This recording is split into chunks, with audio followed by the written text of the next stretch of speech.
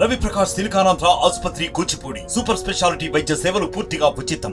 ధర్మపురి నియోజకవర్గం ఉన్నటువంటి అన్ని వర్గాల ప్రజలకు నాక మొన్న జరిగినటువంటి పార్లమెంటు ఎన్నిక కాంగ్రెస్ పార్టీ అభ్యర్థి యువ నాయకుడు పెద్దపల్లి పార్లమెంట్ అభ్యర్థి గడ్డం వంశీకృష్ణ గారిని పెద్ద ఎత్తున ఆశీర్వదించే వైపుగా మాకు పూర్తి నమ్మకం విశ్వాసం ఉన్నది. ధర్మపురి నియోజకవర్గం మన 4 నెలల క్రితం జరిగినటువంటి ఎన్నికల్లో శ్రీ లక్ష్మీనరసింహస్వామి ఆశీస్సులతోని ధర్మపురి ప్రజల యొక్క దయతో మీ లక్ష్మణ్ కుమార్ గా శాసనసభ్యుడిగా ధర్మపురి ప్రజలు పెద్ద ఎత్తున నన్ను గెలిపించడం జరిగింది.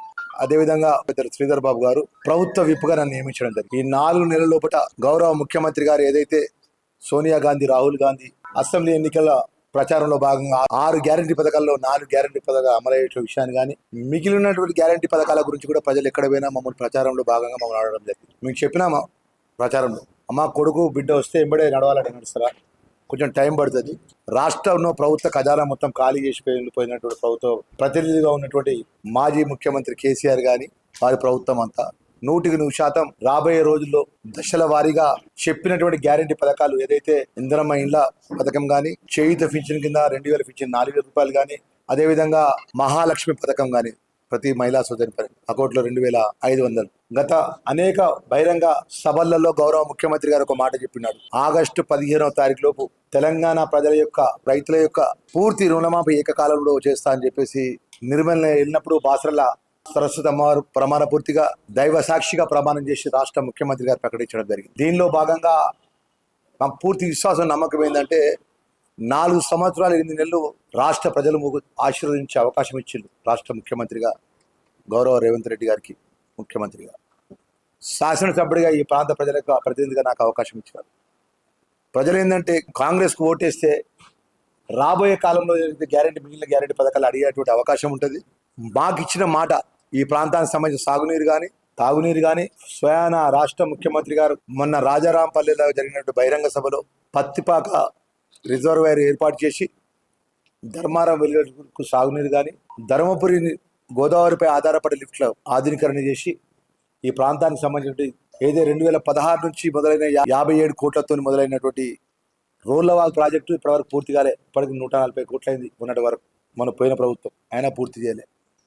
తక్షణమే అది కూడా పూర్తి చేస్తాన్న విషయాన్ని కానీ, ధర్మపురి నియోజకవర్గానికి ఇంటర్మీడియట్ అయిపోయాక పిల్లలకు ఉన్నతమైన చదువుల కోసం డిగ్రీ కళాశాల ఏర్పాటు విషయంలో కానీ, ఒక పాలిటెక్నిక్ కళాశాల ఏర్పాటు విషయంలో కానీ, టెక్నికల్గా ప్రభుత్వ పరంగా ఒక ఐటీఐ కళాశాల ఏర్పాటు విషయంలో కానీ ముఖ్యమంత్రి గారు దృష్టి తీసుకెళ్లడం జరిగింది. 57 కోట్లతో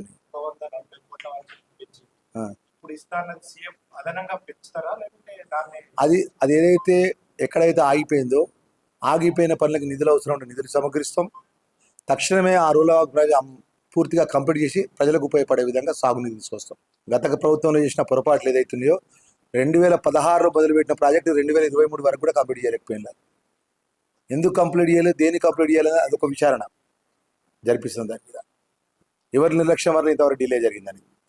ఇప్పుడు మిగిలిపోయిన పని ఏమన్నా కూడా తక్షణమే దాన్ని పూర్తి చేసి అది ఆ యొక్క సాగునీరు ద్వారా ఈ ప్రాంత బీర్పూర్ కానీ మన ధర్మపురి కానీ మన ప్రాంతానికి నీళ్ళు వచ్చే విధంగా ప్రత్యేక చొరవ తీసుకుంటాం విషయం ముఖ్యమంత్రి గారి దృష్టికి తీసుకెళ్ళింది. రాజారాంపల్లె బహిరంగ సభలో ఇది ఎన్నికల్లో ప్రచారం ఉంటాయి గడ్డం వంశీకృష్ణ గెలుపు కోసం వచ్చినప్పుడు.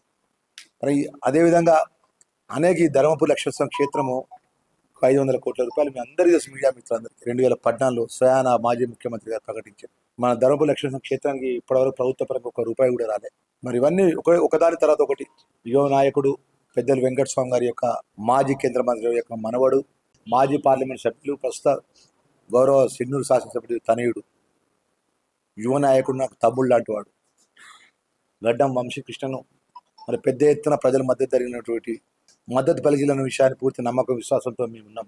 అక్కడక్కడ మండల హెడ్ క్వార్టర్స్లో కానీ టౌన్ ఏరియాల ప్రాంతంలో కానీ నరేంద్ర మోడీ గారి యొక్క ప్రభావం ఉండడం వల్ల భారతీయ జనతా పార్టీ సంబంధించిన ఓట్ బ్యాంక్ పెరిగిందని తప్ప అత్యంత మీడియా పరంగా అత్యంత బాధాకరమైన విషయం కూడా చెప్పదలుచుకున్న ఒక జిల్లా కాంగ్రెస్ అధ్యక్షుడిగా, శాసనసభ్యుడిగా 10 సంవత్సరాల రాష్ట్రంలో అధికారంలో ఉండి ఒక ఉద్యమ పార్టీగా పేరొడ్డి తెలంగాణ కోసం ఉద్యమ పార్టీగా పుట్టిందని టీఆర్ఎస్ అని, తర్వాత బీఆర్ఎస్ అయినట్టు పార్టీ ఈ రాష్ట్రాన్ని 10 సంవత్సరాలు పరిపాలించి 4 నెలలకే అస్వసన్యాసం చేస్తామని మేము అనుకోలే.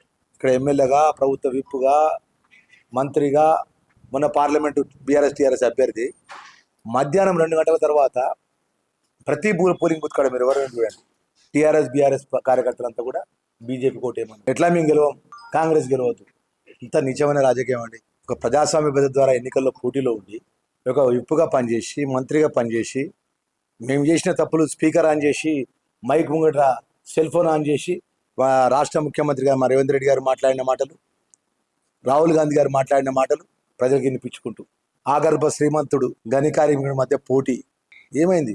ఎందుకు చివరి నిమిషం వరకు ప్రజల మధ్య ఉండి ఓట్లు అడగలేదు? ఢిల్లీ నుంచి బీజేపీ పార్టీ నుంచి ఆదేశాలు వచ్చినాయా మీ కేసీఆర్కి? మీ కేసీఆర్ సంబంధించినటువంటి మీ ఫామ్ హౌస్ నుంచి మీకు ఆదేశాలు వచ్చినాయా బీజేపీకి చేయమని? లేదా పాపం కవితక్క జైల్లో ఉన్నది కదా, కవితక్క జైల్లోకి వెళ్ళి తీపించుకుంటానికి చికెట్ ఒప్పందం జరిగిందా బీజేపీకును టీఆర్ఎస్కు? నేను సూటిగా అడుగుతున్న కొప్పులీశ్వర్ను, వారి యొక్క టీఆర్ఎస్ పార్టీ నాయకత్వాన్ని అడుగుతున్నాను నేను. ఎందుకు అసలు సన్యాసం చేసిండ్రు? ఎందుకు మాకు ఓటు అయిపోయిన పర్లే కానీ కాంగ్రెస్ పార్టీ ఓటు అయిద్దన్న మాట మాట్లాడేది యథార్థమా కాదా?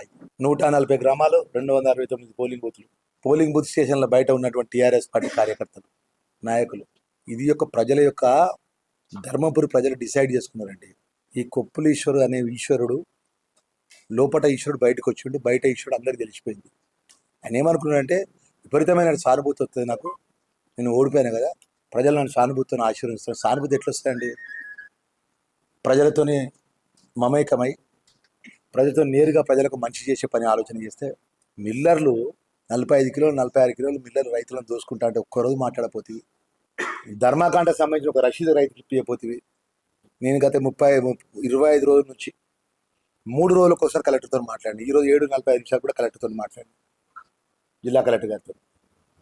జిల్లాకు సంబంధించిన డిస్ట్రిక్ట్ సివిల్ సప్లై ఆఫీసర్తో మాట్లాడినా, డిస్ట్రిక్ట్ కోఆపరేటివ్ ఆఫీసర్తో మాట్లాడినా, డిస్ట్రిక్ట్ డిఎం గారితో మాట్లాడినా. ఏమని మాట్లాడినా? ఒకటే మాట మాట్లాడినా, రాష్ట్ర ప్రభుత్వం ముఖ్యమంత్రి గారు ఇచ్చిన ఆదేశాలు వడ్ల కొనుగోలు కాడ ఏ రైతుని ఇబ్బంది పెట్టకుండా కాంటా పెట్టి, ఆ కాంటా లోపల ఏదైతే తూర్పాలు పట్టకపోతే 40 కిలోలు సంచి వేటేజ్ రైతుకు. ఒకవేళ తూర్పాలు పట్టని పరిస్థితి ఉంటే, రైతుకి సహకరించకపోతే వాతావరణం ఏదో అంటే శారీరకంగా కొంచెం ఇబ్బంది ఉంటే ఆ రైతు 41 సంచి తప్ప ఏ ఒక్క గింజ కూడా, ఒక కిలో ఒక్క వరి ధాన్యం కూడా ఎక్కువ జోకద్దని చెప్పి రాష్ట్ర ముఖ్యమంత్రి గారు ఇచ్చిన ఆదేశాలను కలెక్టర్ గారు అమలు చేయమని చెప్పేసి కోరడం జరిగింది. మేము ప్రభుత్వంలో ఉన్న ప్రభుత్వం తరపున ప్రతినిధిని అండి. రైతుల కోసం రైతులు ఏమన్నా కూడా మేము స్వీకరిస్తాం. 10 సంవత్సరాలకి రాజ్యమేలి ఇష్టానుసారంగా మిల్లర్తో కుమ్మక్కైపోయి 40 కిలోలు 45 కిలోలు 46 కిలోలు 47 కిలోలు 49 కిలోలు కూడా జోకుంటూ కూడా ఒక మంత్రి దగ్గరికి వచ్చి రైతు మొరబెట్టుకుంటే ఏం మాట్లాడాను? పెగడ పిల్ల నువ్వే మిల్లర్తో మాట్లాడు. అదే ఆర్టీవీ యాప్ వార్తల్ని క్షణాల్లో చదివే అవకాశం ఉంటుంది. ఒక న్యూస్ పేపర్, ఒక టెలివిజన్ ఛానల్ మీ చేతుల్లో ఎప్పుడూ ఉంటాయి.